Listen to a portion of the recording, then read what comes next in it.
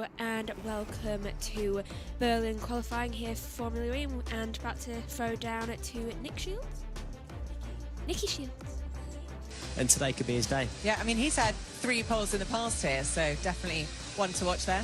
Impossible to say for me. If you see, they're all really good drivers, and they've been some performing super well on a rainy day and another one not so good. So I don't know. I have to wait for qualifying. You can't sit on the fence, Andre. Quickly. Come on, right, we've got Buemi. qualifying session on. Right, okay, there we are. Buemi or Mortara on pole position, or could Oliver Rowland make it a 4th pole position this season just when he needs it? Let's go to Alan Manish and Tom Brooks in commentary.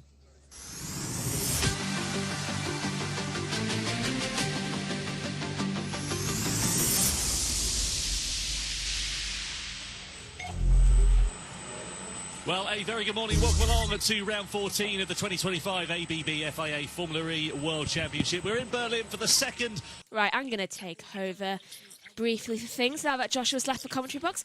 And he messes with when I'm doing commentary. Really frustrates me. Second what I say. Then again, it frustrates him too when I do it. Right, so about to get underway for the qualifying session. Here in Berlin. It's looking decent weather, and also I'm getting terrible feedback on my end for some reason. And that car is very dismantled right now. It's decent weather at the moment. The track still seems quite wet in my opinion, but everything looks okay. Group A is about to begin. It's just hit the green flag. And I actually don't know why this sounds so strange through my headset, so I'm going to throw it over to TNT while I try and figure this out. As we head into qualifying today. More of the same, more very interesting weekend. Obviously very affected by the weather. Normally here in Berlin this time of year it's super hot and difficult for the tyres on the circuit. However, we've got a very, very different weather condition and people finding it that it works for them. Oliver Rowland. So scenario will be 1 to go out and 5 from the first push lap.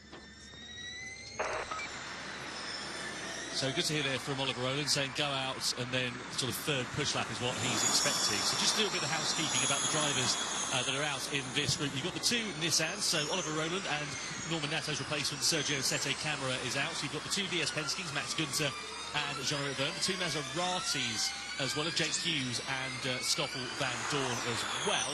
We should have had the 2 Lola Yamaha Act, but of course we do not have Lucas de Grassis. His car is still in a state of repair. And as I said, the top 4 drivers will be going through and into those dual stages. Billy, you can see the track. It looks pretty dry in certain points, but there's still a little bit of standing water on the racing line. Right, I'm going to take over yet again now. Ooh, almost just knocked Joshua's headset. Going to go to the qualifying screen. Hello. Gone for a red theme today. Maybe a red car will win. Either that or in MotoGP I must be rooting for a Ducati. Right, so the track conditions. There is dry lines starting to appear throughout the track, but as they mentioned, there still are areas where there is a bit too much standing water. We can see a little bit here of Rowland going a little bit too close to the wall for what I would like. In Group A for the qualifying, there is Rowland, Barnard, Ticktum, Gunther, Vergne, Dennis, Van Dorn, Hughes, de Grassi, Maloney and Sette Camara. Those are all in Group 1, and something I've just realised is that the fact that Joshua mentioned to me yesterday that we don't actually have any black ink for the printer. So I don't have the notes I would usually write down for this, which I suppose does give me a little bit more easier time in trying to figure out certain things, but also it's a little bit more complicated. Right, so currently top of the screen is Vergne, but he's only one that actually set a full time as of yet, and I really need to speak to Joshua about what's going. That's a little bit better. I think it's their cameras. That's the reason I'm getting such strange noises coming through, because it's not sounding as it usually would. And finally, all the times are coming out onto the screen now. Currently top of the board is Rowland, Maloney, Sete Camera, Barnard, and then out of the top four is Vern Van Dorn, Dennis Hughes and Gunther. And I think the only one not to set something so far is Degrassi, because he is still in the pit lane for some reason. I wonder if he has some sort of... Oh, of course he has some problem. He crashed and basically burnt his car. So he's going to be last either way. I wonder if... Do they have a second car, I wonder? I do not know. So, 8 minutes left to go of Group 1. Do you know what? I think I prefer commentating on Formula E in one of the other commentary boxes, because I get so much more, like... It's so much nicer volume control for that. I'll have to talk to Joshua about what's going on with this volume. But I can't right now because he is in the middle of one of the motorbike series. I think it might be Moto3. I am not sure because I have not checked yet. Right, so Van Dorn's top the session now with a... Hold on, where is he? With a 105.553. I think that's going to get taken over in a minute, though. So going into second, that is Tictum with a... Oh, where is he? Oh, I think he might get his time deleted from him because that's not showing up the correct thing. Yeah, there it is. Tictum has just gone down a lot. At least on this screen. I don't know about this screen. Right, so Vern goes top of the board with a 104.939. Currently on board with Dennis, who's about 1.4 seconds behind. So not too great. Hitting a little bit too much of the wet areas of the track, I've noticed. Dennis is currently looking at Tictum. Seems to have found... Oh, there, hitting a patch of wet. That's going to definitely slow time down a little bit. The order now for the top four is Van Dorn, Gunther, Vern and Hughes. Basically, if you're in either of their teams, then you're through. At least right now you are. Right, I'm going to throw back over. Oh, throw after Vern finishes his lap because there's a purple. Here's Vern, actually. Okay to push again. Okay to push again. Okay, what's that about? Okay to push again. He's literally on sector 3 and's got a green now, but a purple sector 2. I hope he was meaning the next lap, otherwise he's really not paying attention to where he is. Right, Tictum has gone top of the board now with a 103.622, and that is my cue to throw over for a couple of minutes to maintain. A second. Yeah, Taylor Barnard, 10th place for him on the grid yesterday, just popped himself up into third quickest. Hughes also making some improvements, seems to go quite well around here in that Maserati. As we look at Tictum, he's gone personal best in Sector 1, fastest overall, though, in Sector 2. So that's a handy bit of driving there from the Briton, right up against the wall on the exit of the final corner. Comes to the timing line. Does he go fastest overall? He does, by nearly 0.3 of a second. I'm interested to see, Tom, what the teams do with their strategy in qualifying, because yesterday when it was full wet weather conditions, we just saw continuous improvement and just lap on lap pushing.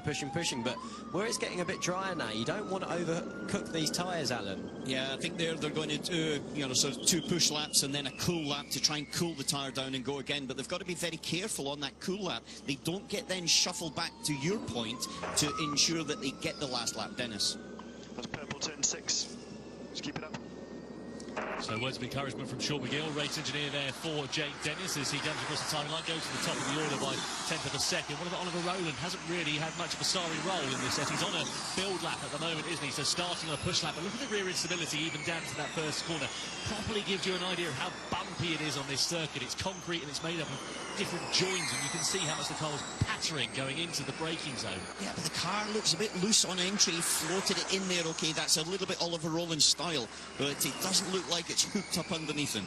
Tictum up to P3 as well, so good lap time there for Tictum. Rear instability there for Rowland as he tries to get the car rotated down into the hairpin. This is the first apex, that's okay because you can cut it back for the second one. Who's that that's just up the road from Rowland? It's the 27, so that's Jake Dennis, isn't it, in the Andretti. It's not too far ahead of him. Dennis at the moment is on an okay lap, but he's on a sort of build lap at the moment.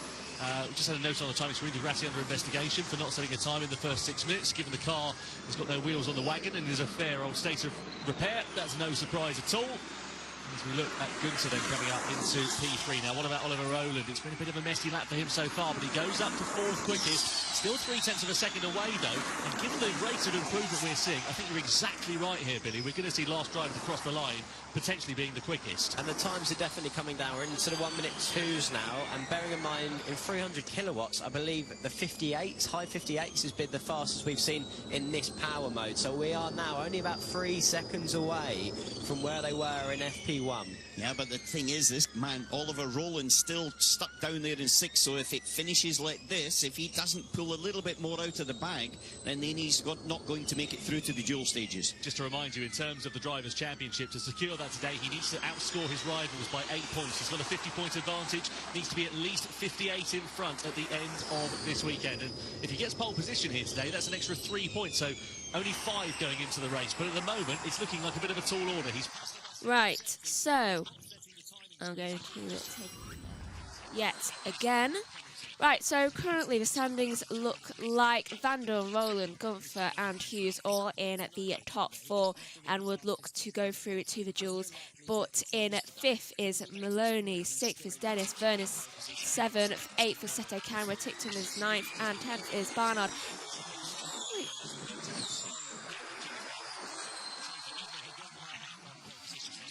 Okay, so Barnard has somehow just managed to go into 2nd all the way from the bottom.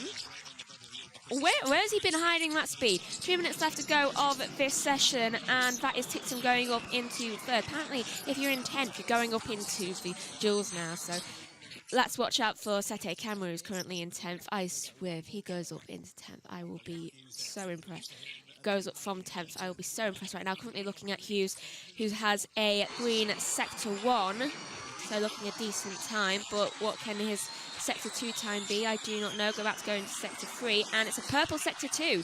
Only 4/400ths off the pace, and ooh, could that be counted as impeding between Hughes and another part of the track? Hold on. Hughes is number 55. Who did he go past? Do you know what? I genuinely do not know, because this screen is not telling me. Apparently he's alone on the track. He's not. Yellow flag out on the track. Oh, that's why he's alone on the track. He's crashed. I'm going to guess it's him. A minute left to go of the session, and there's a yellow flag out on the track. Red flag! That's Hughes. Yeah, I was right. It's Hughes. He's gone into the side. Why does he look like the actor who played Voldemort? He looks very similar to him. I'm talking about, like, the race engineer or manager. I don't know exactly who he is. So Hughes has crashed into the barrier, messed up his 2 front wheels. So red flag is currently out. Session stopped at 54 seconds left to go. I mean, can't you just call it at this point? It's 54 seconds left to go. And he's literally right next to... Okay, here's Hughes. Oh man, I had nothing. No brakes, just... Did you manage to slow down a bit for the contact or not? Well, and he has broken the tyre barrier, or the barrier, whatever it is. Either way, it's broken. And there's like stuff coming out of it now. And uh-oh. There's massive clouds coming over. There's also a patch of blue sky. So that's something. Here's a replay. Might rain soon. Okay, so kind of catches the side and then just goes straight into the barrier. Obviously, he said he had no brakes from an off-point angle. Yeah, he just has absolutely no brakes and then ends up just crashing into one part of the barrier, and then it spins him to the other side. Here's an onboard. So you can see him trying to brake at this point, but he can't. Goes straight on, hits that barrier, tries his best to turn, and then that causes him to crash directly into the secondary barrier. What corner is that at? That is around turn 12, I believe. Yeah, and there's massive dark clouds coming out onto the circuit. Rowland. I don't know what that was. I think he accidentally pressed a button because that was not anything.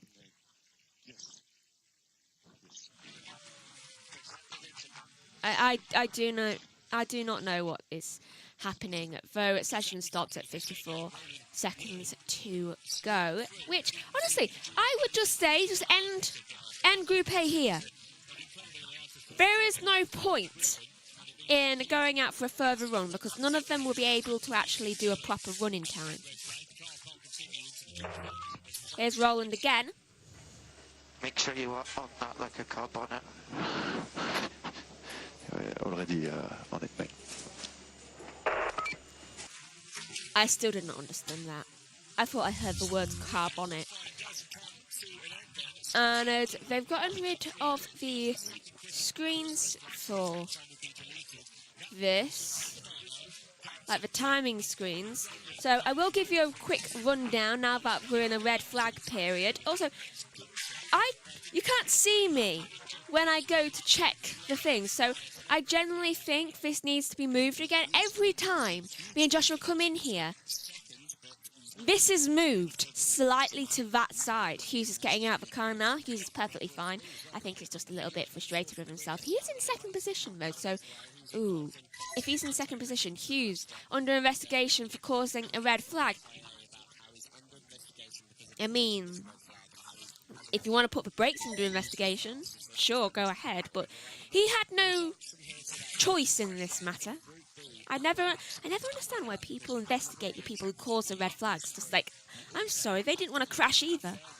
They didn't want to cause the red. Right, so currently in top... Oh! And Hughes has had his time deleted, which is annoying because he was in second. Qualifying Group A session will not restart. Obviously, that is a good choice at the end of the day. And Hughes has been dropped down into sixth, and Roland is now been put up into fourth position as a result. So Van Dorn in first, second is Barnard, third is Ticktum, and Roland is in fourth. And they will go through to the duels after Group B. Out of contention for the duels is in fifth, Gunther. Hughes is in sixth, obviously because Hughes just crashed his car. Maloney is in seventh, eighth is Dennis, Verne is ninth, 10th is Seto Camera, and Degrassi did not start because his car is a little bit too charred. So I will pass over to TNT during this waiting period, given the fact that the red flag is still out and they need to get the car out of the way. That shouldn't take too long though, because they are near a marshal point. That is that time, yeah, notification here that it will be deleted because obviously he won't be able to take part in the duels in time. So I will pass over now to TNT. This session, unfortunately.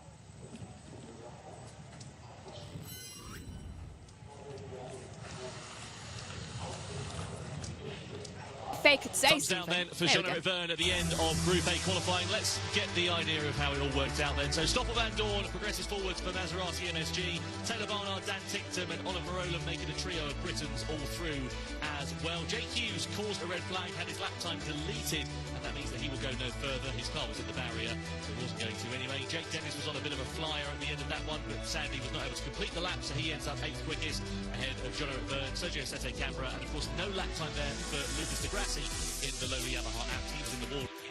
I'm just going to mention something. I do not think it is wise for them not to have a second car. I've always said this. If like things like MotoGP can have like a second car, it's like, I mean second bike, then why can't like all the car motorsports seem to have like a second car? I mean, I know it would be expensive and a little bit complicated, but it would solve so many problems, like just in case. Like even if they had one spare for each team, it's like this is here just in case one of you crashes and can't take part. It mainly would be helpful in this, but I will pass over now. Currently looking at Roland's time. Well, what got him the fourth fastest lap. He seems to be avoiding everything. I'll pass over to TNT now. For Group B to get underway. Let's go down to Saunders, who's in the pit lane. He's catching up with the man who was unlucky to miss out on a place in the duels, Jake Dennis. Jake Dennis, red flag at the end of that session with impeding people from doing that final lap. Do you think you had the pace to get to the duels today without that? Easy. We were purple sector 1 that final lap from everyone, so had the car. I think I was 6 temps up in 4 corners, so yeah, which is easy enough for the duels. But it's what it is. Glad Jake's all right with the big crash. So yeah, those sessions are always like push, call, push, and if you call down on the red flag, which is obviously what happened to us, you're obviously at the back, but it's what it is. We move on. It's not my year. I've been so unlucky on every department this year, and just want to get to London already, to be honest. Thanks, Jake. Disappointed Dennis then at the end of Group A qualifying. On board here with Jake Hughes coming down to the first corner. This is what brought out the red flag. So he goes in, glances the barrier 1, seems to save it, and then just runs out of room. I think the steering arm may have already been damaged by that point. And a secondary impact, a heavier one, with the barrier. Brought out the red flag and saw the 30-year-old from Solihull removed from the dual stages despite having set a quick enough lap time to do so. Yeah, it'd be interesting to know the cause of that incident, whether it was just purely outbreaking yourself, because that was what the cause of Lucas de Grassi's incident was this morning, but that was due to a lack of visibility as well, as we listened to Jake communicating with his engineer Pierre. Maybe then it was too dry in the regulation. The one thing, it looked very similar to Lucas, Barrier except that it seems was to be much earlier fixed because he had that now, initial being fixed. glancing blow, which took some of the energy out of it. So the actual impact when he did stop was actually significantly less than Degrassi. But it looks to be super narrow, the line into there. If you're slightly wide, it's just no grip. Whereas if you're on the line, you look as if you've got something you can work with. I'm trying to remember the last time we saw Hughes having a crash in qualifying. I seem to recall he had an incident in Rome a couple of years ago in Gen 3. But other than that, he's seldom a driver that you see ending in the wall. Yeah, normally he's a very strong qualifier. Obviously there he was through into the duels until that incident happened, and he obviously brought the red flag out. But even losing his best lap in a session where there was constant improvement, it still put him 6th in that session. So the pace in that Maserati team definitely looks strong. Yeah, but the difference between 4th and 7th, so Roland and Zane Maloney, was only 0.04 of a second. It is absolutely massive nothing. Margins, Alan, massive. Yeah, I know, you always worked in thousandths of a second there, thousands, mate. But no, it's nip and tuck, whether you're in the duels or you're not. Whether you're going through it, it's so tight. Session will start at 11:46 local time. Qualifying Group B, 11:46. So 5 minutes to go and we'll get qualifying Group B underway. Slight delay due to the repairs that have to be made to the Tech Pro barrier down at the first corner. No surprise there at all. Not the first time, again, that we've seen some incidents there. This is Antonio Pinto Costa. He brought out the red flag inadvertently in FP3 this morning as well. His wheel came off the car down at turns 9 and 10 in a rather bizarre incident. He was hoping to get out in the latter stage of the session, which he did so, and then the red flag came out again when Degrassi biffed it into the wall. I guess one saving grace for him is the fact that conditions look a lot drier, so the running he didn't get in practice as a result of that isn't so influential over the result, because there are different conditions that he'll have to adapt to now. Well, Saunders is with Jake Hughes, the man who brought out the red flag at the end of Group A. Let's catch up with the Briton and see what he has to say. Jake Hughes, never nice to see something like that at the end of a session. First of all, good to see you back in the garage and okay. What can you tell us? I just lost the brakes. We had like an alarm more in the middle of the session a few laps before that didn't seem anything to worry about at the time, and then as I exited the last corner I had an urgent alarm. Over the radio we said we should finish the lap and then take margin into turn 1, but unfortunately as soon as I crossed the line, touched the brake pedal, it just went to the floor. So basically I didn't have any retardation. It was just steering and hopefully trying to hit the wall at a good angle. Any idea of the damage so far? Chance to go out for the race? I didn't stop by to have a good look at it after I jumped out of the car, to be honest. Hopefully the first impact has took some speed, a little bit speed out of it. I mean, for sure the car's damaged, so it needs fixing. But I think as long as there's no chassis damage, we should be okay. Thanks, Jake. Thank you. Well, good to hear that Jake is okay after that one, but obviously disappointed. Technical problem then clearly causing that crash for the Briton, and unfortunately means he is out of qualifying after Group A. And fresh tyres there for Sam Bird, and he's preparing to go out. Sam's had a difficult year. Even though he's got 6 pole positions in his career, it's certainly not been lately, as we see. Sam Bird fan? Yeah, best position in qualifying this year has been 7th. That was back in Jeddah, actually, all the way in February. Ever since then, he's only had 1 top 10 appearance in Tokyo. Qualifying hasn't particularly been the British driver's forte. We understand that he's going to be off to pastures new for next year. Where that will be, what paddock it will be in, we're not 100% sure, but it's a big shame to lose Sam from the championship. He's been a big part of this ever since the very beginning, and we hope that he has all the very success with whatever he does in the future, and hopefully he can go out on a high and bring Neil McLaren out on a high as well, because of course that team will be disappearing from Formula E at the end of season 11 as well. I think as well you need to give Sam some credit for the role he's played in developing and helping his teammate Taylor Barnard, a rookie to the championship this season. It's not easy. There's a lot to learn in this championship that's very specific to Formula E, and you look at how Taylor Barnard has just grasped this championship and got up to speed so quickly. You would think that Sam has been quite influential in terms of helping him get up to speed for the team. Yeah, without doubt, he's got a lot of experience, and he's also someone that will sort of give that across. I'm sure, though, you know, from Sam's point of view, you prefer to be in front of Taylor. That's the realities of that life. is being a racing driver, isn't it? Exactly that. However, this man has definitely been one of the stars of the season. Someone that we saw here in Berlin last year when he was actually substituting and became the absolute fastest substitute, getting points on his actual first weekend.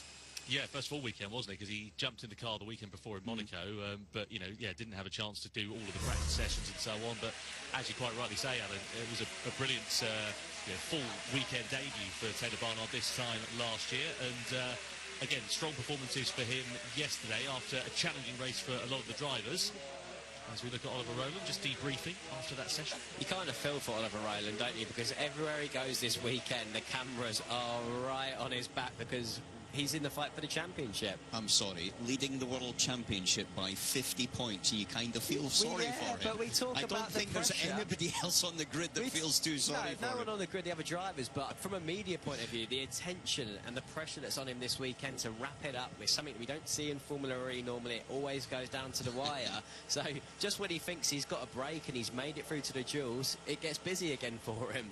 Right, over to Group B qualifying then, as the green light is on at the end of pit lane, and 11 more drivers filter out for the 12-minute session onto the circuit. So, Pascal Wehrlein, Antonio Felix da Costa for Tag Heuer Porsche. You've got the 2 Envisions in this one of Freund and Buemi, the 2 Jaguars of Cassidy, and yesterday's race winner Mitch Evans. You've got Felipe Drugovich in there as well, the substitute for Nick de Vries here this weekend, and the track continuing to dry, those wet spots getting smaller and smaller as time continues on, which is great news for the drivers out on track, and hopefully means that the lap times will continue to fall in the same direction as well.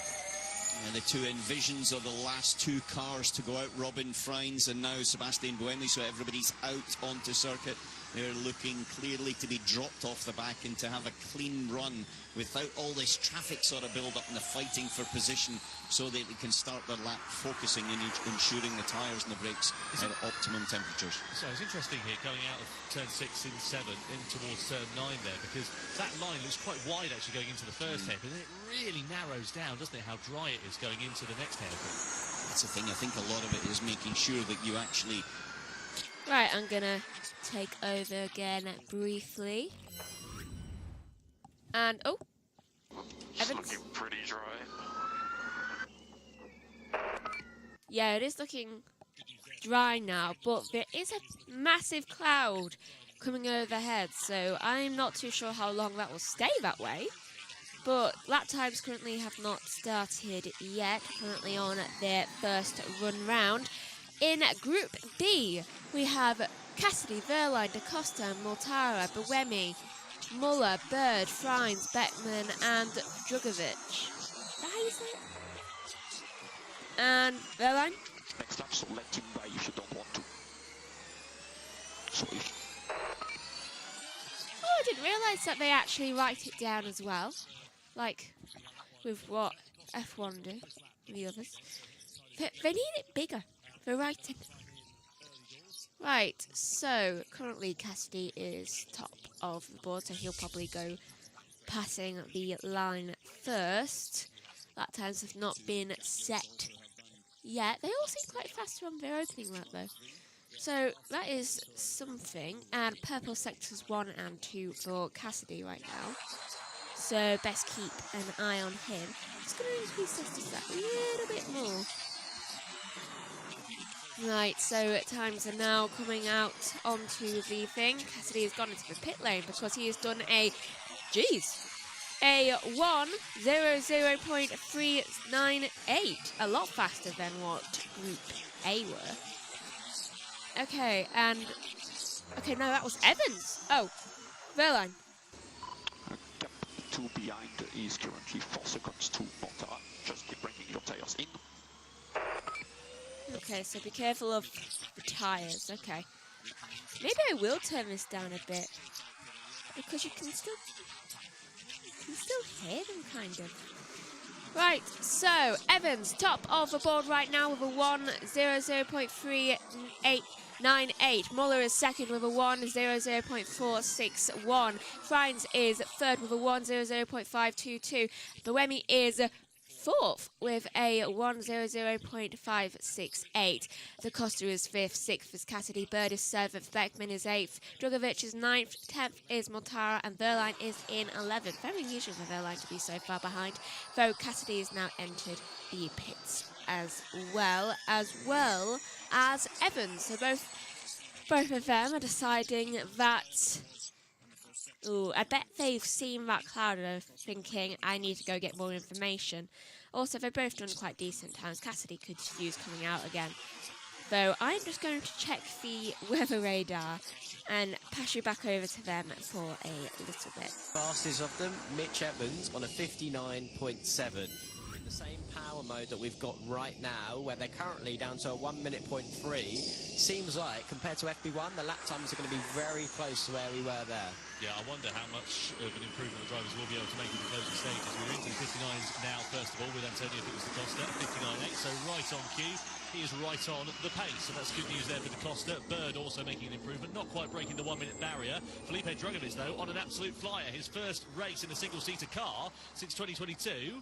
As Drugovic goes over the line and goes into fourth position. Mortara's improved up to second place, just in front of him there as well. So the two Mahindras looking pretty handy. They were on pole position last year here with Ede Mortara, and Mortara was on the podium here yesterday as well. So that car is looking pretty good around the Tempelhof track. Got an Envision 1-2 now. Robin Frines and Sebastian Buemi have gone to the top of the timing sheets. 59.7, 59.8, 59.8, 59.9 for the top four. Super tight. But this is the first real attack lap by Pascal Verline. He's currently sitting down in 11th because he's been doing these build preparation laps as opposed to going out and nailing it straight away. Both the Jags in the pit lane, Evans and Cassidy at the moment. What do you think that's all about, Billy? Maybe just the strategy for the session. We've got 6 minutes still on the clock, so they might just be biding their time, thinking that there will be some track evolution, so that they've got their tyres at the freshest point for when the track's at its fastest. So Sam Bird goes fastest now. Yeah, good lap time there from Sam Bird. The risk, of course, with that is exactly what we saw in Group A. You go out and try and set a quick lap time, and then you get balked with a red flag. Cassidy now back out on track. Muller has come into the box there for Andretti. Verline makes an improvement, but it's only enough for sixth quickest as the sun finally shines over this circuit for the first time this weekend. Yeah, 6th and 7th for the two Porsches, not quite what they would like in that first attacked run. Well, Antonio finished Da Costa, currently the quicker of the two Tag Heuer Porsches. Verline 50 points adrift of Oliver Rowland in the championship. Needs a strong result here today. The 3 points that you could get for pole position would be critical to keep his championship hopes alive here this afternoon. 58 points is the advantage that Rowland needs to be crowned world champion, just to remind you. Da Costa over the wet part of the track, into that triple apex left-hander. All of the lateral load on the outside part of the tyres. This is a quicker lap by Da Costa. Yeah, he's looking good here, isn't he? As he comes to the timeline, where's he going to go? It's top of the pile by 3/100ths of a second. So Da Costa makes a good improvement. The Tag Heuer Porsche now starting to come in to the right window that we were expecting. Verline's not on an attack lap. He's on a cool lap at this moment in time with 5 minutes to go. I lose the rear in turn 4 like hell. I can't touch the brake.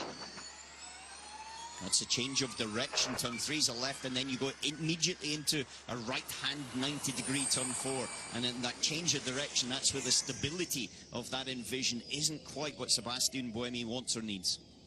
So at the moment, it's Da Costa, Mortara, Bird and Freins, the top 4 that have gone through. Freins has gone into the pit lane here quite late on, so he's decided to come in, and as well as his teammate Sebastian Buemi. So maybe they're trying for a sort of Dan-Dare last one flying lap at the end of this session. Yeah, maybe some adjustments to tyre pressures, get them back in the right window with that. As we got Pascal Wehrlein, who's gone fastest of anyone in the first sector. So are Porsche showing their hand now? He's 10.5 up, isn't he, here as well? He's looking pretty good now, a further 2 tenths, nearly 3 tenths up in that second sector. So Wehrlein on an absolute flyer. Bird goes over the line, improves in the final sector, stays third quickest at the moment, but the man at the moment is this driver, Pascal Wehrlein, reigning world champion, is going to come to the timing line. And where does he go? It's the top of the mile by 4 tenths of a second. Wow. That's an absolute fortune's worth of time. On a lap that's less than a minute as well, to have that sort of advantage. That is a huge lap from Pascal Wehrlein, who was also fastest in free practice 1 in dry conditions. So he has looked strong when it's been dry. That's a punchy lap, but also the circuit will be getting a little bit quicker as well. So the 4 tenths of advantage, I would assume, is going to naturally come down a little bit when everybody does their final laps. On board with Da Costa, his teammate now. Beckman's just improved as well. He's gone up to P5. Freins and Buemi now currently out. They were top 2 a few moments ago as Da Costa has a bit of a slip on the rear coming into the left-hander, the triple apex final couple of corners. As we come to the timeline then for Da Costa, can it be an improvement? I think it might be just in terms of time. It is, but he stays second quickest for now, just cementing P2. What about Edo Mortara then in the Mahindra? They're starting to now build themselves up for this final attack of the circuit. No one's really lighting the timing screens up in particular at the moment. A few personal best sector times coming in, but nothing that's going purple right now. Yeah, that was a little bit of a disappointing lap there by Cassidy, as now he's going to sort of back off and then have a final push lap. Evans as well. Now both those guys are, well, Evans just popped himself up into 9th and Cassidy in 10th. Yeah, but look at the gaps though. It's, what, 4 tenths of a second? That's quite a lot of time around a lap as short as this, isn't it? Yeah, it's 4 tenths to the cut-off, but actually to Pascal Wehrlein, it's nearly a second. It's 9 tenths, so that is a huge margin. But this is that lull period that we saw in Group A right now, where the drivers are setting themselves up for the final laps. But, crucially, red flags interrupted Group A. Okay, so I'm going to take over for a little bit again, just in case we have... Oh, and Wehrlein. Okay, cool down, that's P1, 4 tenths clear. P1, 4 tenths clear, fastest all sectors. Okay, so I have just noticed something. So, Wehrlein, top of the board currently with a 59.048. Very quick, less than a minute.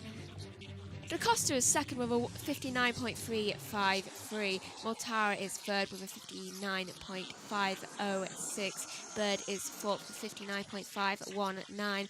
Beckman, Drugovic, Freins, Buemi, Muller, Evans and Cassidy. That is the order who are out of the contention at the moment. Still a minute and a half left to go. So everyone seems to be going a lot faster in this group than they were going in Group A.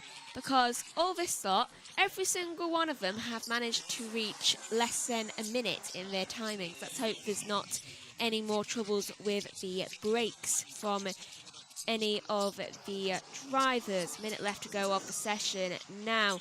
And we're getting to see some decent laps appear. And Da Costa about 3 tenths down on the time that he should have been. Not the greatest lap for him if he wants to get first position, but he is in second, so that's a little bit better for him. Right, so currently on board with Drugovic, trying to manoeuvre around the really tight corners, because I think that's one of the areas where there's still a little bit of water. I'm not quite sure. I think there is. Buemi is currently in 9th on board with him. Done a green sector 1, but sector 2 isn't that great to think about. And I'm hoping that cloud might just pass by and not really be an issue. It is drizzling around that area apparently, so let's hope the drizzle misses them. Right, so I think that was... Yeah, it was Muller going third just then with 59.441, but checkered is out with... Okay, so Da Costa has met that, stays second position. Drugovic's met that, stays 8th. Mortara stays 4th. Cassidy stays 9th. No one seems to be improving at all out there on the circuit. Only one person is in the pit, and that is Bird, so he's definitely not going to improve. It says he's still in the pits, and yet he's clearly there. I don't know what that's about. Verline stays first. Frines stays 3rd. Beckman goes 6th, but then immediately gets taken over and put into 7th because Evans goes at 5th. And it says here that Bird is in here as well. Everyone crosses the line, including Muller now. Verline finishes in 1st with a 59.048. Da Costa in 2nd with a 59.353. Frines in 3rd with 59.382. Muller is in 4th with 59.441. Those 4 will go through into the duels, along with the 4 from Group A. Out of contention for the duels are Evans, Mortara, Beckman, Bird, Buemi, Drugovic and Cassidy. And yes, that is the order that they went in the order. And Cassidy was slowest, as I've just overheard them say. Verline. So that's P1 and Antonio P2. That's now confirmed. Great day for their team, I tell you. But I am going to pass over now to TNT. Also, I wonder whether... I can hear them perfectly in my ear. I wonder whether you lot can, but here is TNT. Plan there from Porsche to take their time. Actually, do you know what? No, they're going to play lots of music. Actually, no, what do you know? Yeah, and Pascal Wehrlein really looked after those tyres in the early laps. Plenty of building that temperature up nice and slowly, not to cook the surface of the tyre and get the car sliding around. And their car, Porsche, definitely looked more stable as a result, potentially, of how they've brought their tyres in. We know how important they are in Formula E. Yeah, that's very true, but I think we must also just point out that Evans was only 0.03 of a second outside of getting through to the duels behind Nico Müller, so it wasn't as if it's a huge amount of difference, but it was just enough. Well, possibly being set for some more weather coming in as the hoods were going up in the grandstands. The upshot is at the end of Group B, Verline, Da Costa, Freitz and Müller are the top 4 drivers that will go through into the quarterfinals to join the top 4 from Group A. Evans misses out, Mortara also in the Mahindra, Beckman, Bird, Buemi, Drugovic and Cassidy from 5th down to 11th will progress no further here in Berlin. They'll be bitterly disappointed with that one. So then we go from the group stages of qualifying over to the duels, and the rain has made a return for about the... I told you I'm taking over for a second, though I told you since it's now in the duel stages, I'm going to go to the duel screen. Actually, do you know what? No, I'm not.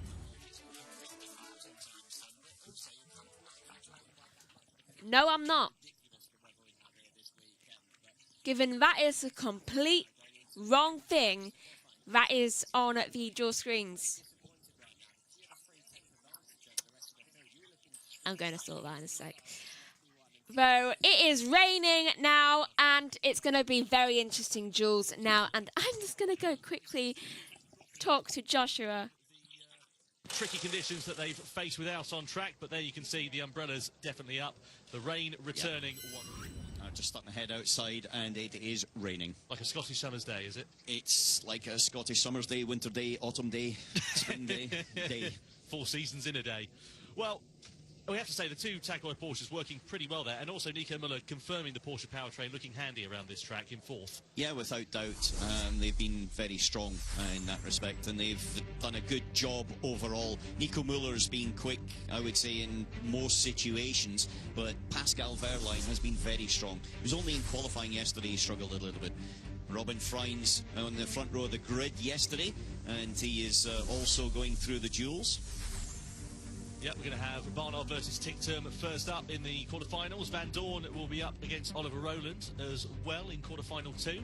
I'm looking forward to quarterfinal 3. Robin Freins, Antonio Felix da Costa. Yeah, spicy lineup that, isn't it? And then Nico Müller versus Pascal Wehrlein as well at Tag Heuer Porsche.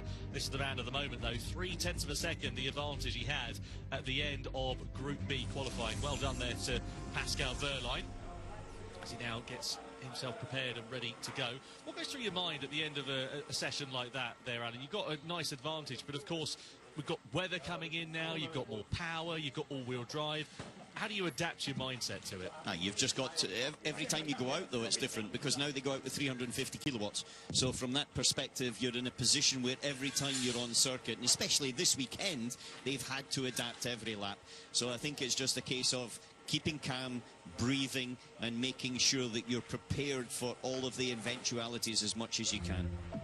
Yeah, so time to debrief there with Pascal Wehrlein. 10 minutes to go until the quarterfinals will get underway here in Berlin. It'll be Tinctum up first of all with Taylor Barnard, Rowland and Van Dorn, Freins and da Costa, Nico Müller versus Pascal Wehrlein as well. Let's see how they get on as we get ready for the duels.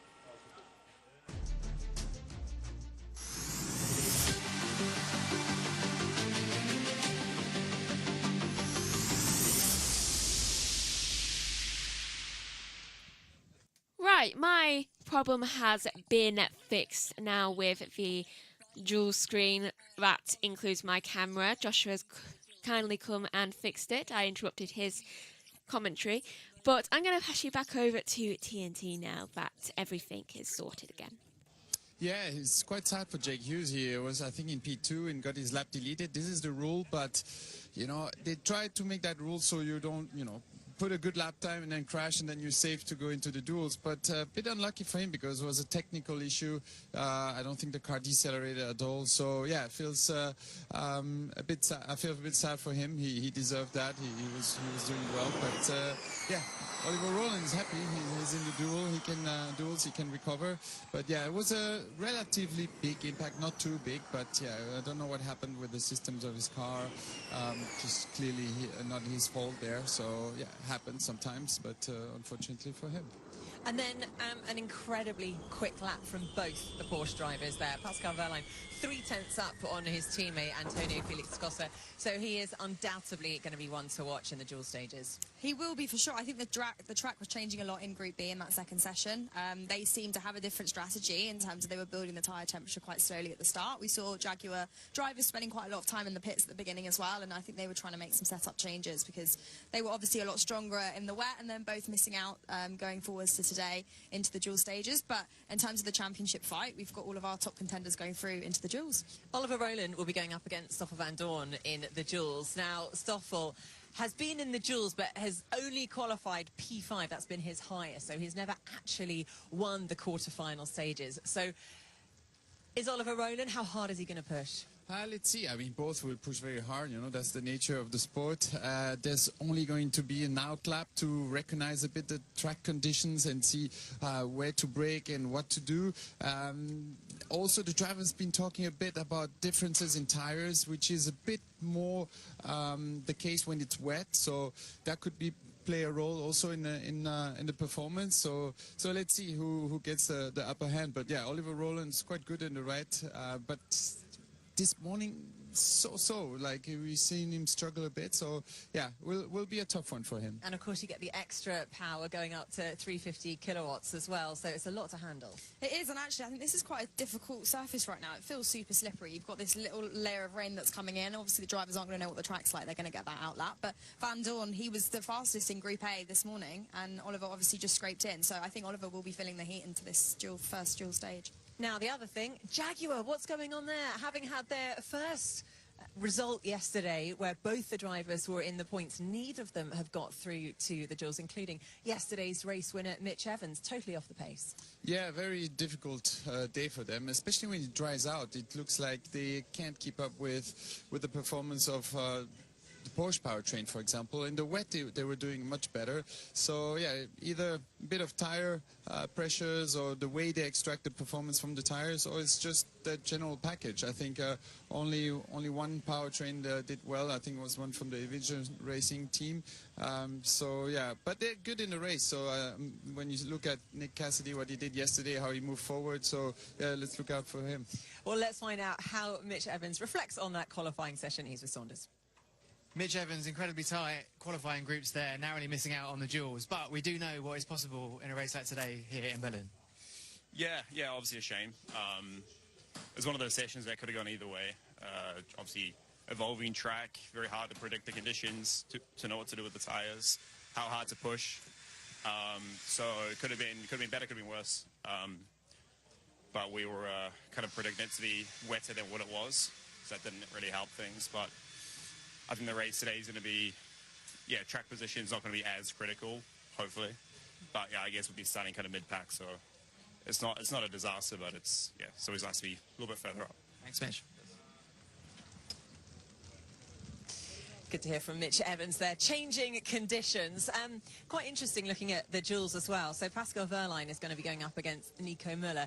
This is the first time Nico Müller has ever been in the duels. So it's the first time he will have had to have done that 350 kilowatt lap under this pressure. Is that going to play into Wehrlein's strengths?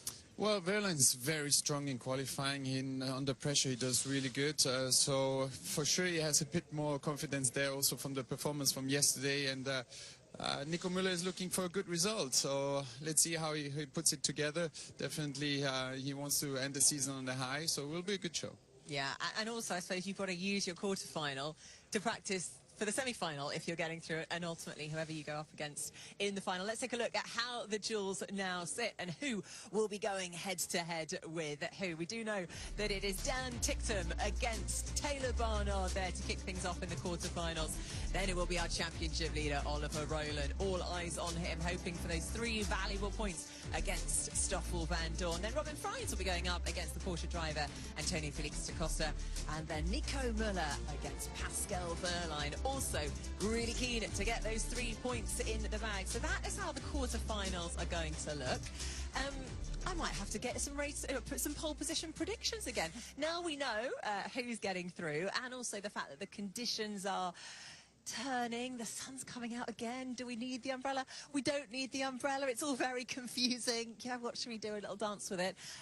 Who would your vote for pole position go to now, Andre, that we've seen what we've seen? I think Pascal Wehrlein, he's on it. I was going to say, am I allowed to go the same? I think you are, because there's no forfeit involved in this. Okay, oh, good. So No we do pies in the face today. No pies in the face. There's something else for after the show anyway. But that's more on that later. So you're going to also go for Pascal Wehrlein? Yeah, I think if it stays dry, I'm not sure though, because there are some ominous clouds, but I think if it stays dry, I would say one of the Porsche drivers for sure. Maybe Antonio. I'll say Antonio. The fact that it's raining now means it won't stay dry. You have umbrellas. Let's go down to Billy Moganar, who's at the E-pad. Thank you, Nikki. So someone we want to have a little look at the E-pad with and look at their lap in the dry conditions. Our race winner from yesterday, a man who excelled in the wet weather conditions, who missed out on getting through and qualifying there by 0.03 of a second. But we haven't had a chance to show you an onboard lap like this around this Tempelhof circuit. So let's enjoy Mitch Evans' lap here. The start of the lap, very consistent, very smooth. Turns 3 and 4, we saw a lot of drivers struggling with the car moving around and sliding, but Mitch looked so far so good. He was a personal best on his final lap in all 3 sectors, just missing a little bit of time everywhere compared to the Porsches of Pascal Wehrlein. There was one mistake potentially that I saw in the last corner, which I'm looking forward to showing you guys and just giving you a bit more in-depth around that. But the man who was so strong around here in the wet weather conditions, unfortunately just missing out by 0.03 of a second. The margins were so tight here around the Tempelhof circuit. I'm going to slow this down for you here and just want you guys to look at the steering angle as we go in to the final part of the lap, because he had a slide. Let me roll that back for you a second so you can see that kick of oversteer here. We've got a left-hand corner, and you look where the steering is facing. It's over to the right-hand side. It's really not ideal for Mitch Evans there. The instability in that car coming out in these dry weather conditions, that might have just been the difference maker here, because 0.03 of a second around this circuit tiny margins making a difference here. And unfortunately for our race winner from yesterday, Mitch Evans, not making it through to the dual stages. He'll be really disappointed with that after such a great day yesterday. Lovely stuff, thank you, Billy. One driver who we haven't really touched upon is Robin Freitz. You know, he did a great qualifying yesterday and is back in the mix again today. Yeah, it's fantastic to see. Obviously, I think he's the only Jaguar powertrain that's got through into the duels today. So he said yesterday he loves driving in the wet, but actually maybe he loves driving in the dry as well, because he put together a really solid lap there. I'm sure he's going to be wanting to capitalise on it and maybe learn from yesterday. Today's not a pit boost race, but maybe learn from yesterday how he could have stayed up towards the front of the grid, because, yeah, he was in a great position starting on the front row and just wasn't able to capitalise it. He was indeed. So we are going to be kicking the first quarter-final duel off with Dan Ticktum against Taylor Barnard in the McLaren. Here we go. Over to Tom Brooks and Alan Manish. So then, over to the first of the quarterfinal duels here today for round 14. Dan Ticktum versus Taylor Barnard going head-to-head. Right, so, and 80% say that Barnard will win. I've taken over again. Against Ticktum. Though also, given the fact that it is starting to drizzle, that does make me think that it will definitely start to rain a bit more. Though it could have just been that brief little moment and it could have just passed. So, I don't know. Ticktum radio already. Make sure you stop at the last red light, not a repeater. Yeah, got it. Should I go rearwards on bias just in case I lock fronts? I'm just a bit worried I'm going to no turn. Yeah, I think get a little read in the last hairpin and see if you need to react. Long radio. So we now go... That was such a long radio that Barnard has already exited for pit lane. But I suppose... I feel like there's nerves going on for Ticktum right now. For many reasons. Especially because of the inconsistent weather conditions that they have been going through. And I don't really think they've really managed to have, like, properly dry sessions this weekend so far. No, I'm not sure. Every session I've heard of this weekend for them has been raining constantly. So, just waiting until it comes up with that line to tell me how far away from each other they are. But I think we're about to cross that line in a moment's time. Well, at least they should be. I'm getting 0 data. There we are. There is the data that I need. So currently they are level. Ticktum has crossed the line and Barnard is about to now, I believe. Yep, now. And so far Ticktum is about 900 thousandths ahead of Barnard. So, ooh, 66 thousandths of a second ahead of Barnard. I wonder if, for once, those predictions will be wrong and it will be Ticktum who wins. Now a whole 10th down on what Ticktum is doing. Barnard is struggling to keep up. And I wonder if he can make anything back in the second sector. About to head into that now. And no, he actually loses about 1/10.5 time to Ticktum. Ticktum is going to cross the line in... Oh.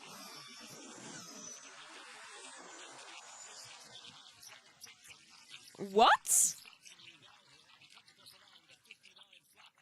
Okay. Oh, okay. It's staying a completely different group of people there. They're not even out of the circuit yet. So Ticktum wins with... Do you know what? It was a 59-second lap. That's all I managed to see, given the fact that this timing screen has decided to play future. Right, so Ticktum wins the first set of duels against Barnard. Contrary to what the vote thought he would do, here's a replay. Here's Ticktum. Right. Yeah, well done. You're through. 6/10. Great lap. Remember, break one up. I don't know what's going on with my timing screen either, because that is that's not right. And it's not even ahead. It's not even ahead of what the time is. It's just wrong. Right, here we are. So, Roland has crossed the line to start the lap, and Van Dorn is about to do that now. And Roland seems to be a little bit behind of what Van Dorn's doing right now. A little bit of a... Oh, that was a little bit of a messy corner there from Van Dorn. And a little bit too close to the wall there, so he might lose a tiny little bit of time. Yeah, he has. He's lost about 0.06 of a second from those little mistakes. And see Roland going round. Oh, and he makes a mistake of his own. That could lose him about 1/10 of a second, maybe. Let's see how it goes. Oh, no, it's actually gained him a little bit more time. So, oh. Van Dorn seems to be really, really slow around all the corners. So I think this might go the way of Roland. 2.5 of a second faster than what Van Dorn is doing. Though he is catching, he's just gone down and made it 0.2 of a second difference between the two of them. Although that's then increased to 3.5 difference with Roland in the lead. And it's Roland wins by 3.5 of a second. Van Dorn was just catching all of the wrong areas and so many mistakes during that round. Oh, that was a shame. So Roland wins his round of duels between him and Van Dorn. Van Dorn really needs to watch out for those mistakes during the race because he was going far too slowly around the corners. Here's Roland now. Very quick and short message. I didn't even catch what it said. Up now are Frines and Da Costa against each other. 82% say that Frines will be the winner, but then again, it's not always right. I mean, it wasn't right today. So let's get this duel underway. Frines is already out and about to cross the line now to start his lap. Very... Or are they just starting a lap? I don't know. I think they're sending them out before they actually finish the lap. The others finish the lap. And that's causing the timing screen to think it's the next lap already. That's not a very good way of doing things. Da Costa currently is about 1/10 ahead of what Frines is doing. So already predictions are wrong. But then Frines has just caught by about 0.7 of a second. No, not 0.7 of a second, 0.07 of a second. And as you can see, both their teams really worried about this. Don't be worried. They're going to start near the start of the grid anyway. So, Da Costa and Frines are increasingly close right now. There's about a 300-second difference between them. That's increased about 0.07 now, 1/10 between them, and Da Costa is in the lead of the two of them. A little bit of mistakes coming there from Frines. Oh, almost hit the wall, Frines did round one of those corners. Obviously, he overestimated how much room he actually had, and Frines manages to get the win between... No, not Frines. Da Costa managed to get the win between them. I was looking at Frines, so my mind was like, Frines. Right, up next in the duels is Muller and Verline. Obviously, they're already out for some reason, so I can't actually properly see what things were. I don't know what's going on. Why are they sending them out before they actually need to be sent out? It's not... It can't even be because they're running behind. They literally had to cut a session short. Right, so they're out on the track right now. And the vote was wrong again. But only 5% say that Muller will win against Verline, which is weird since I think the only times they've done a head-to-head, Muller won. That's very... It's very brave odds. I mean, 1-1, I guess, if Verline wins. But, okay... What will their times be? I'm just a floating head when I sit down. I'm going to have to fix that later. Right, so Verline is already about 100th ahead. Now a 10th ahead of what Muller is doing. I could really use a drink right now. 2/10 ahead. Now Verline is against Muller. Going into the second sector now. Both seeming to do increasingly... well. I just overheard that it's one of their first dual appearances. That's wrong. They've already gone head-to-head. At least I believe they have. It must be talking about this season.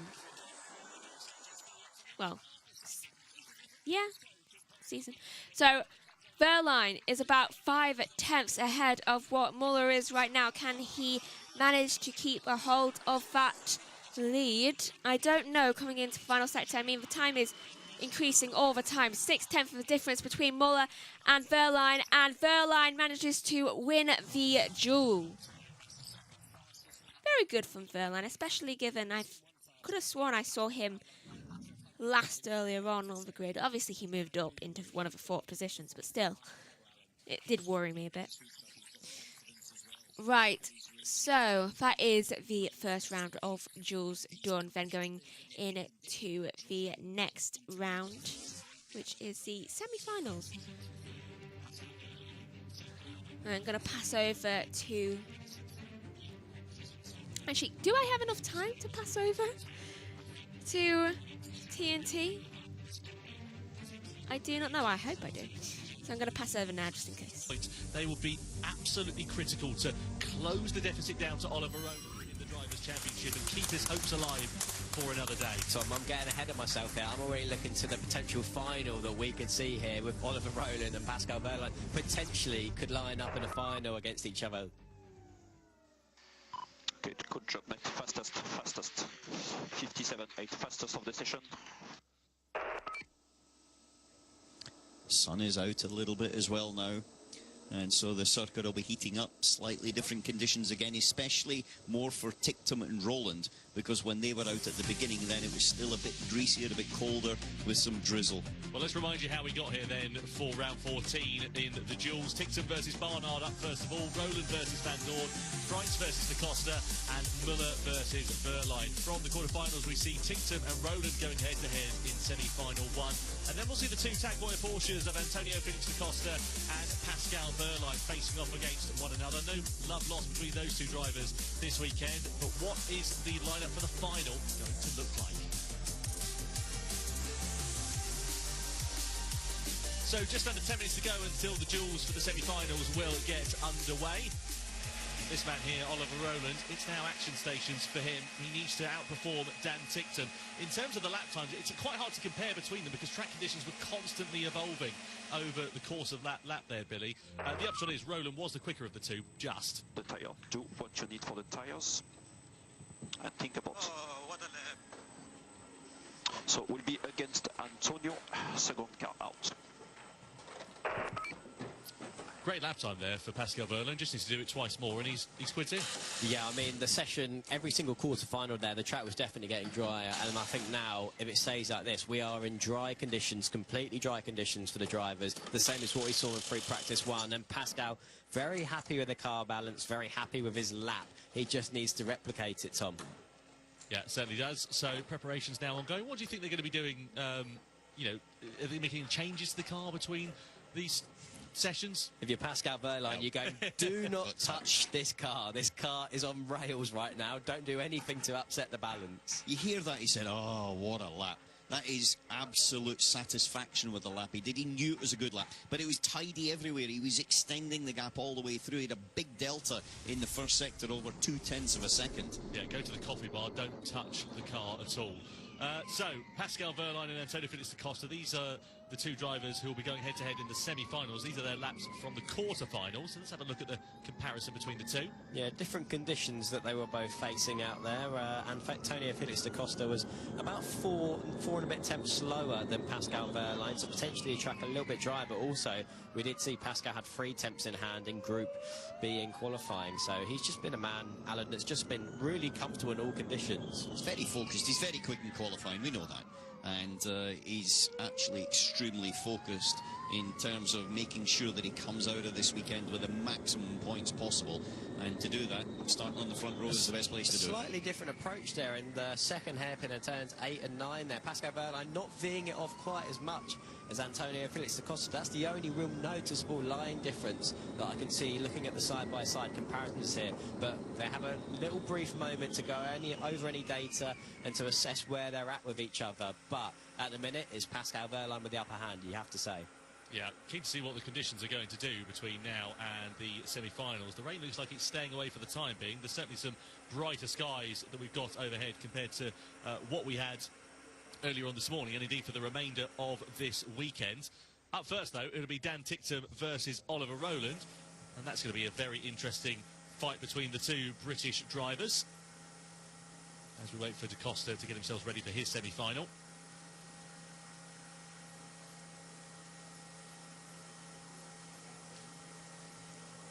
So, over to the semi-final duels. They're not long to go until we get this one underway. This is Antonio Felix da Costa in the Tag Heuer Porsche. This is the moment that really kicked off this weekend in not particularly the best way he'd have wanted. Contact between himself and Pascal Wehrlein coming along the start-finish straight sent da Costa spearing into the barrier. Let's have a look at this. So da Costa goes through. We're on board here with Pascal Wehrlein. Wait for it. Bosh. They were both doing their practice qualifying laps, and Antonio Felix da Costa was finishing one lap and Wehrlein starting the other, and a bit of confusion basically at the end of the day. Wehrlein accelerated quicker than da Costa, and I think just completely misjudged it.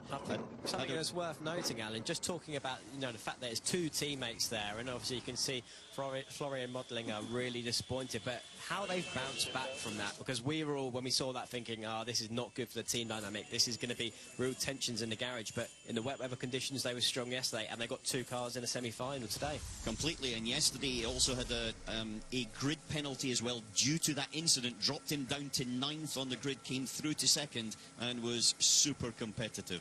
Absolutely. Well, one driver that will not be in the semi-finals is Taylor Barnard, unfortunately. He was defeated by Dan Ticktum. And let's go down and catch up with the young Briton. He is with Saunders in pit lane. Taylor Barnard, until today you were undefeated in quarter-final duels, but this was the best that was on the cards today, perhaps? Yeah, definitely. I mean, the conditions were up and down. It was just raining just before my duel, so I think it was very difficult to predict the kind of conditions that we were going into and what kind of settings to put in the car. Obviously, I've just jumped out of the car, so I don't know exactly the score and where we lost the time, but I mean, P7 or P8, wherever I'll be starting, is still a decent position for myself in the race, and especially in the kind of energy-saving race that we're expecting, then anything can happen. Thanks, Taylor. Thank you. Yep, good to hear there from Taylor Barnard. Anything can happen. Incidentally, 4 out of the last 5 races have been won from lower than 8th on the grid. So being in P7, not necessarily a bad position to be in. We're expecting it to be quite an energy-critical race here this afternoon, if it stays dry in particular. So be keen to see how that's going to work out. High-energy sort of pack racing, really.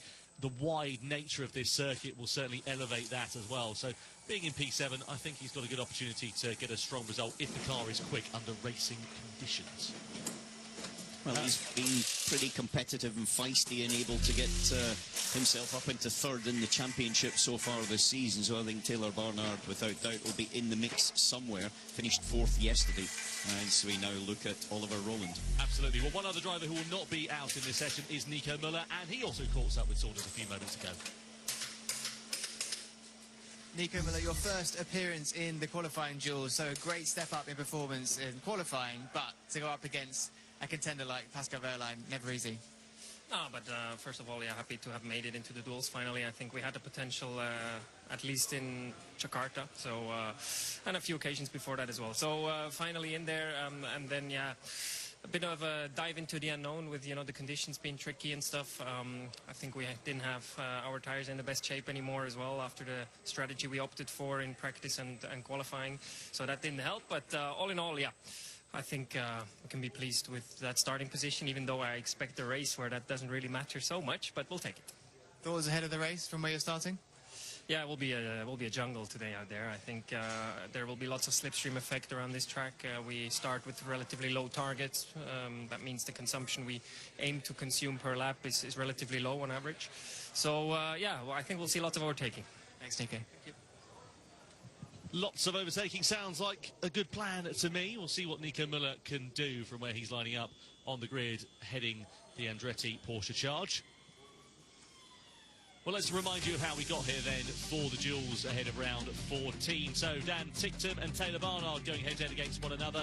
Saw Ticktum getting the better of his compatriot. Roland versus Van Dorn sees Roland progressing forward as well. Frights of Da Costa. Of course, it was Da Costa who got the better of it, meaning it's an all-Tag Heuer Porsche semi-final 2 as Wehrlein was streaked ahead of Nico Müller. Nearly half a second's advantage the German reigning world champion had over Nico Müller.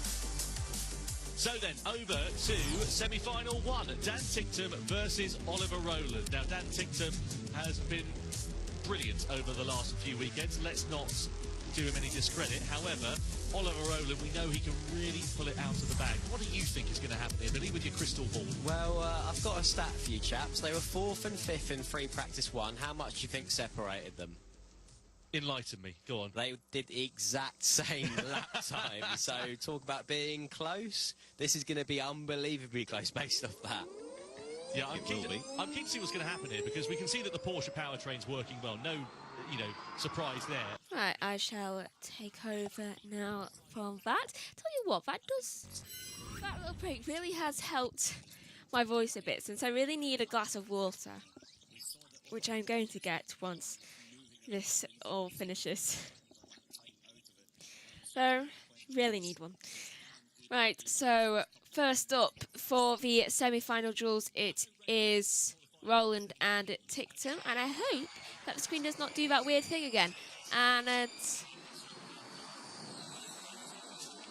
for some reason it's saying that the others may enter the fast lane now. I hope they don't. Stay in the fast lane. Actually, no, don't stay. Stay in your pit lane. That's what I meant. Right. So, Ticktum and Roland are about to start their proper lap where they can battle everything out, just warming up their tyres on what now seems to be a dry circuit, which is probably one of the few times during this weekend, or possibly even the first time, that they've actually managed to get a dry run out there. I mean, hopefully the rain has stopped now for the rest of the day. I mean, I know it does kind of bring exciting races, but I really think there's been enough rain. Right, so currently Ticktum is doing better than Roland by about 25 thousandths of a second. But now that's gone down to 3 thousandths of a second, with Roland improving better. Quite similar times between them.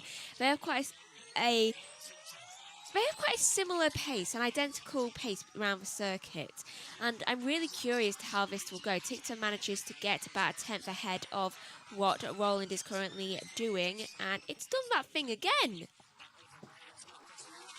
They're not even finished for lap time yet.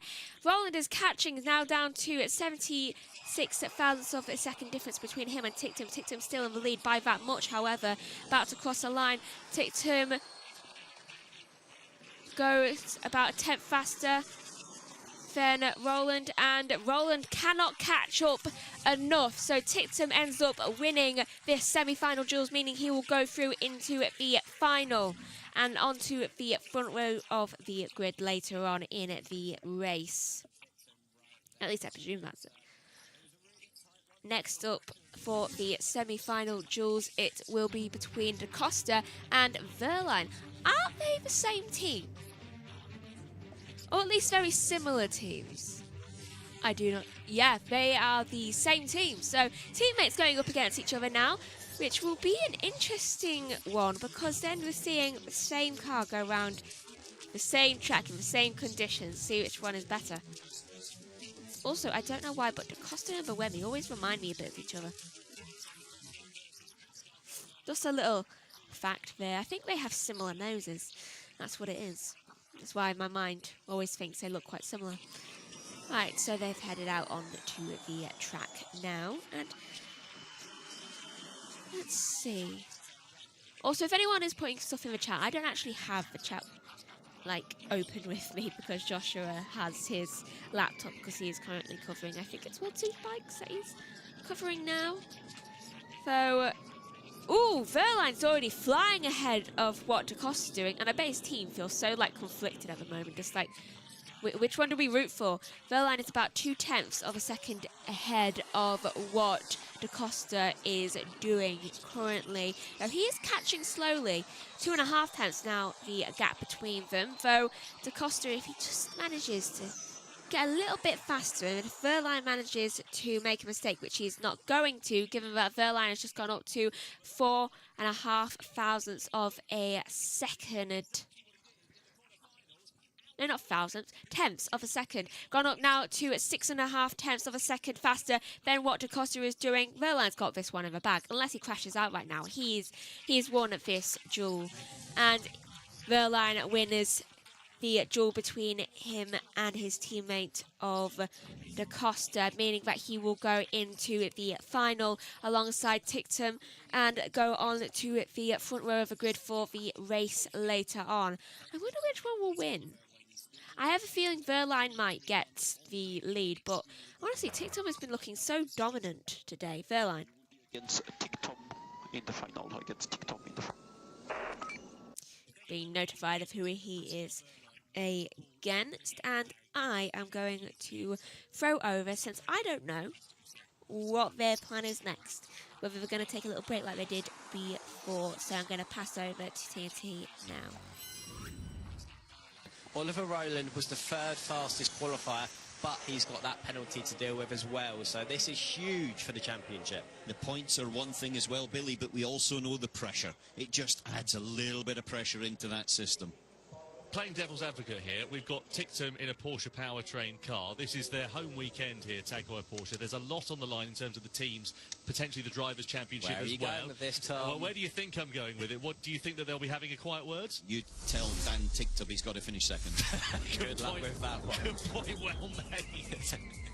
Coming down into the second corner, this is Pascal Verline. We're right on board with it. It was just smooth as you like, wasn't it? He just navigates that first couple of corners so well, because it's hard to get down to the apex at 2 and judge how wide you can afford to be wide of the apex in 1. And now we go through into 6 and 7. The first bunch point of the race, really, where we saw a few incidents. Oliver Rowland getting caught up with Stoffel Van Dorn. He's just navigating it so well. It looks smooth on the wheel. There's no huge moments of oversteer or the car being unbalanced. And this is where I noticed in the quarterfinal a slightly different line. He's not veeing it off as much as some of the other drivers are through the apex of 8 and 9 there, Pascal Verline, and into the last couple of corners, through that puddle that we saw kick Oliver Rowland into a slide, and again just smooth on the wheel, Alan. It was really, really smooth and tidy. That's where he's able to just gain those advantages. In comparison to Tictum's semi, then there's 0.3 of a second difference between the two.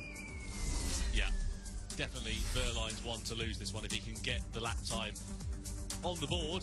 57.756 for Pascal Verline in the semi-finals, 58 flat for Dan Tictum, and not long to go until we see those two face off against one another. The one thing I will say, Dan Tictum can pull out an extraordinary lap when he needs to. So as much as at the minute it clearly looks like advantage to Pascal Verline, and he's been consistent in the lap times he's delivered, Dan Tictum, he's got the same powertrain, and if he gets it all together, he could make a real challenge for this pole position. Let's have a look here at Da Costa. He's going to hit the puddle here, very wide line into that trio of corners. You see the snap of oversteer he has there as well. He just doesn't have as much grip underneath him as he was expecting going into that triple apex left-hander. It's definitely been consistent throughout the whole of qualifying, that puddle, because I analysed Mitch Evans' lap at the E-pad, and he had a huge snap of oversteer into those final triple left-hander that we've got here at Tempelhof.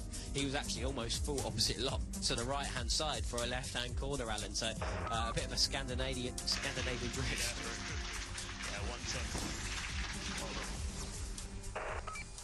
Yeah, it's about trying to maximise the width of the circuit and entry, but not hit the puddle at the wrong angle and then lose the actual momentum through there. It's a tricky one to do, but certainly right now it's getting drier, it's getting hotter, and so it's going to be good.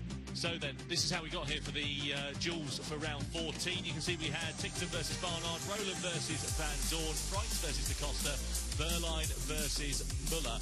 In the semi-finals, Tictum and Rowland, Da Costa and Verline. The upshot is the finals and the front row will be occupied by Dan Tictum and Pascal Verline. But who will take 3 points and who will take pole position ahead of the E3 this afternoon?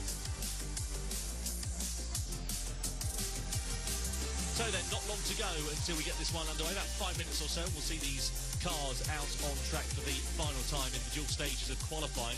Stoffel van Dorn caught up with Saunders a few moments ago, and he said that he reckons it's going to be the biggest pack race we've ever had in Formula E history this afternoon. So that makes things quite exciting, doesn't it? And we've had a few. We have, yeah. We're pretty well versed in the pack racing style by now. Good thing is that the circuit's extremely wide. You can get a lot of overtaking done into quite a few of the corners, and so it'll lend itself. That means that pole position's not necessarily super important for the race result. However, it is important for the championship and the points that can be given to the pole position winner, which at the moment, as you say, Pascal Wehrlein looks to be the one in control, but Dan Ticktum definitely will be going for it. So just in terms of the championship, just to touch on that one while we look at Dan Ticktum's lap, if Wehrlein does get on pole, gets those 3 points, Roland will not be guaranteed the championship with a race win today. He would need Wehrlein to be off of the podium. There's plenty of time for things to change, but Roland, when did he qualify? P3, didn't he? So he's going to line up P8 on the grid at best, isn't he? Yeah, P8, I believe that 5-place grid penalty is where Oliver Rowland will line up for the race. So he's still in the hunt there. We've seen plenty of overtakes and races won here from that sort of position on the grid. Yeah, I don't think from that point of view, Roland's out of the game at all. But it's just another little bit of pressure. We saw him making a mistake yesterday, get involved in an incident that he didn't need to get involved in, and ultimately added to his own personal pressure to try to ensure that they win this one. And crucially, we said that today it's in Pascal Wehrlein's hands whether the championship fight will go to London, because he's already got only a 50-point deficit now to Oliver Rowland, and Rowland needs to extend that to 58. So if he can, put himself in an even better position and close that gap down to 47 points with the 3 points you get for fastest qualifier for pole position. Again, it just puts a bit more pressure that Roland's going to have an extraordinary result, and Pascal Wehrlein, who's guaranteed at the minute to at least line up on the front row, is going to have a real bad day. Yeah, it needs to have an average result, doesn't he, Pascal Wehrlein, if Roland's going to be crowned as the champion. That's, of course, providing that Wehrlein gets himself onto pole position. The gap between those two drivers, by the way, just to remind you, 50 points. Roland needs to leave this weekend with 58 points in his back pocket. That's enough for him to be crowned as world champion here in Berlin. Here he is, walking down the pit lane. And now it is all eyes on the E-Prix this afternoon, which takes place at 4 p.m. local time. There is a reminder of the Drivers' Championship. Still some great battles going on further down as well. You've got Taylor Barnard with Antonio Felix da Costa right on his coattails. Ticktum, Mortara, Gunter and Cassidy all really squeezed together in terms of the mid-pack championship standings as well.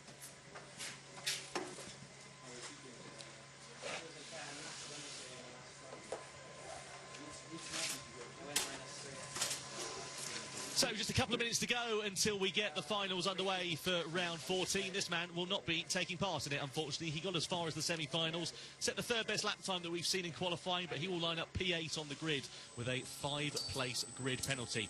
Man of the moment, though, is Pascal Wehrlein. 2 of the fastest laps that we've seen so far this weekend. If he can do that again, he is in with a chance of taking 3 points and his 3rd pole position of season 11. Yeah, for me, I think it's down to Pascal. Yeah. If he can recreate what he's already done in terms of the lap times he's produced in the semi-finals and the quarter-finals, then it feels like it could be out of Dan Ticktum's reach. Well, we just saw Oliver Rowland. Saunders is down in pit lane, catching up with the Briton. Oliver Rowland, good one-lap performance today across a variety of conditions, both in the wet and in the dry, to get into the semi-finals. But those 3 points have evaded you. A little bit more work to do now in the race. Yeah, I mean, I would have taken P3. I think am I 3rd? Yeah, P3. Yeah, in the wet we struggled quite a lot. Was tricky, but we managed to scrape through. Then the dry was okay. We were a little bit compromised with some setup options, but I'm quite happy. I'm a little bit disappointed because I feel like I could have beaten Dan, but it is what it is. We know that on a circuit like this, in an energy-sensitive race like we have ahead, there's lots that's possible. Yeah, plenty of opportunities, so we have to try and do our best later. Obviously, I have 5-place grid penalty, so I should start 8. But we can do some damage for now. Thanks, Oliver. Yeah, good to hear there from Oliver Rowland. Reckons he can do some damage from P8 on the grid. I reckon he's in with a good shout. Yeah, it was the word damage that worries me a little bit, to be honest. Worrying. Over to the finals then. Dan Tincton versus Pascal Wehrlein. Cooper Akiro versus Tag Heuer Porsche. And possibly the most important pole position in waiting for Pascal Wehrlein of the season. So he's going to be the second of the runner, so Dan Tincton is going to set the pace here. He's going to be the first one to cross the beam. This is going to be an exciting final right now. Yeah, Tincton's only previous dual final was in Tokyo earlier this year, where he lost to Oliver Rowland, who of course he's just defeated in the semi-final today. The Cooper Akiro team have taken 2 pole positions, but that came back in Season 3 with Nelson Piquet in Hong Kong and Oliver Turvey in Mexico City, back when the team was called Neo. Wehrlein, meanwhile, was first in 3 dual finals this season, but that's his first dual final since, would have been since Mexico City, long time ago now.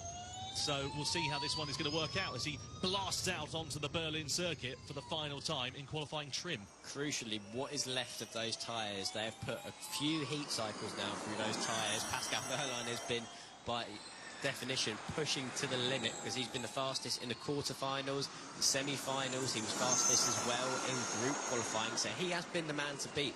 But just making sure that he gets those tyres in the right window and he hasn't taken maybe too much out of them. That could be the only slight doubt for me. Yeah, slight doubt, but you know, he's got to deliver it once again to beat Dan Tincton, and for sure Dan Tincton will be trying to maximise and get everything done. I think the big advantage that he's got is the 30 seconds, so they can judge if he is in. Right, so, and for those that are annoyed that I accidentally cut off it during the middle of a sentence, if he is in a position. Right, so, a little bit of a bump there for Tincton as he's going around the corner. Not too bad of a corner turn, though. So, it's about to begin the difference. Here it is now. So far, Wehrlein is about 3 thousandths of a second behind on Tincton. And which one will win? Okay, Wehrlein gets about a 10th of a second ahead of what Tincton is doing right now. That's moved up about 200ths of a second, so Tincton needs to stop making as many mistakes. He keeps hitting certain bumps. Maybe he should kind of hope that Wehrlein does that if he wants to win, though Wehrlein obviously is being very steady, almost 2 tenths of a head now from Tincton's time. They're suffering quite a lot going around the corners now, hitting the same issues as what Rowland did earlier, Tincton is. Wehrlein is now about 2 tenths, well, 2¼ tenths faster than the time that Tincton was doing right now.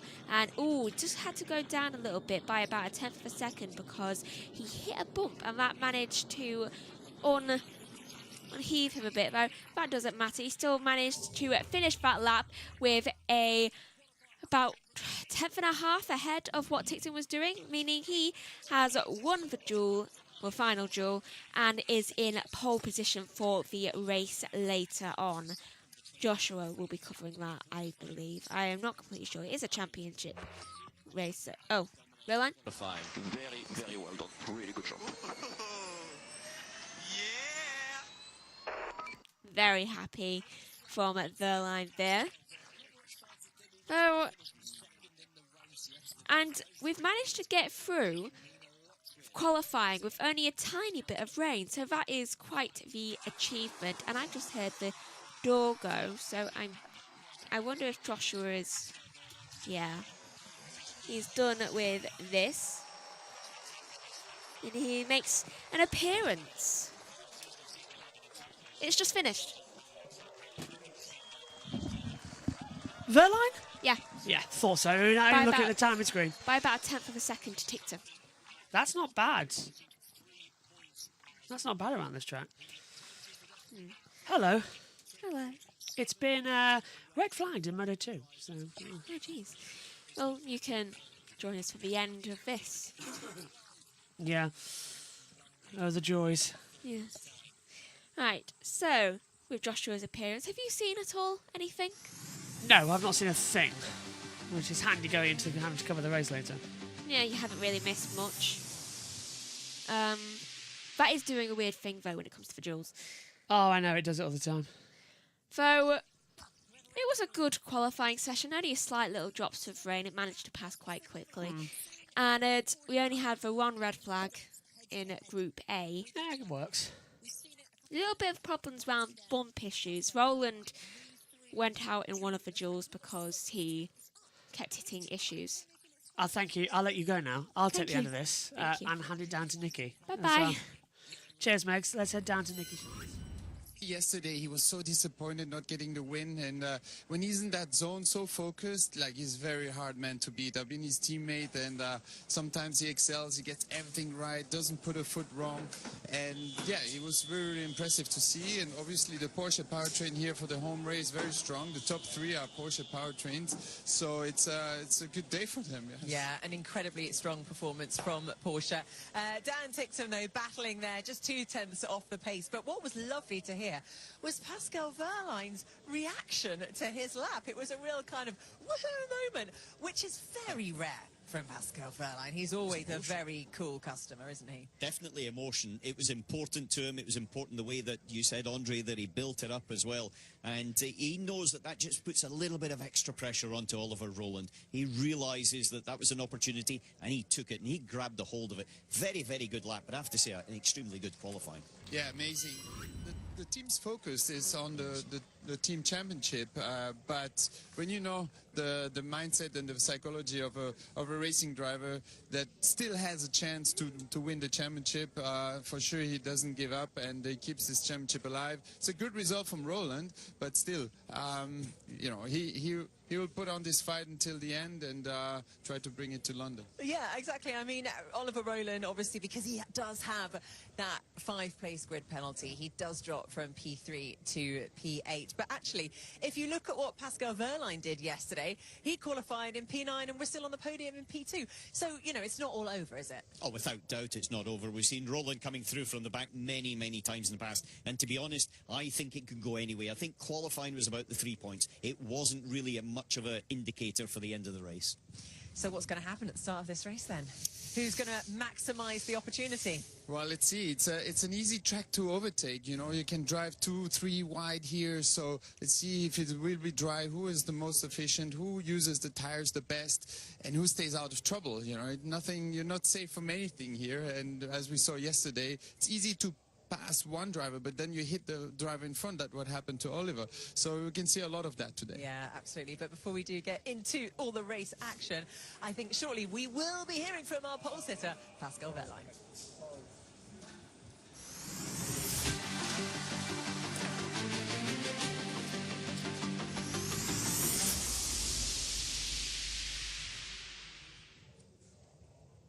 So while Pascal Wehrlein gets prepared, we will be interviewing him in a few moments' time. 2 hours between now and basically rolling out to the grid. Are they going to be, or what conversations are going to be going on between Pascal Wehrlein and the rest of his team? That car did look like it was on absolute rails, so I guess you don't touch it. It was on rails in the dry, it was on rails in the wet yesterday, so it's on rails, I think, is the way you want to do it. For me, the question is, what's going to happen with the weather? You know, we've seen different weather forecasts coming through. We had spits of rain there just before the qualifying session started, so it's really about making sure that you can predict that for your tyre pressures as much as anything else, I would suggest. Interesting, obviously, not to see, I think, only one Jag powertrain, Robin Frines, up there in the duels. But then we saw such a dominant performance from Mitch Evans yesterday. What's his opportunity going to be? Do you think he can move through the field? I mean, he did only, to be fair, miss out on the group stages by, I think, 0.03 of a second. So he was so close, but, you know, missing out. Yeah, super close, but we've seen them struggle. They don't have the ultimate performance. Otherwise, you would see more Jaguar powertrains up in the front. So that's always a bad sign. But in the race, you know, you can do good strategy. There will be attack mode. There will be pit boost. So let's see how he gets through the field. He starts in 10th position and definitely has a bit of better feeling from yesterday, from this good result. And he knows you can move forward in the race. So he'll definitely try something. Yeah, well, let's hear from our pole sitter in Berlin. It's Pascal Wehrlein with Katie. Pascal Wehrlein, you've taken Porsche's first home pole position and some critical 3 points for your championship fight. How important are those fights going to be to try to take this championship down to London? Well, it's great, first of all, to have the performance. I think the whole weekend, no matter if it was wet or dry, we were really competitive. So yeah, today we are starting from the front, but actually in the race there's quite a lot of energy management required. So the starting position is not as important, but still it's good to have a good performance, and yeah, looking forward to the race. You say that, but you do have a lot of Porsches between you and Roland out on track today. Do you think then we might see some team efforts coming into play to try and help you secure some victories? I don't know what they will do, but for sure would be good if the elbows are out. Mine are out definitely, and yeah, let's see where we go. And obviously we have no pit boost today. How different do you think you're going to play it in terms of strategy and that energy management? Yeah, it will be crucial to be very efficient in the beginning, to save energy, and then to go at the right time. Also with the attack mode, to plan it properly.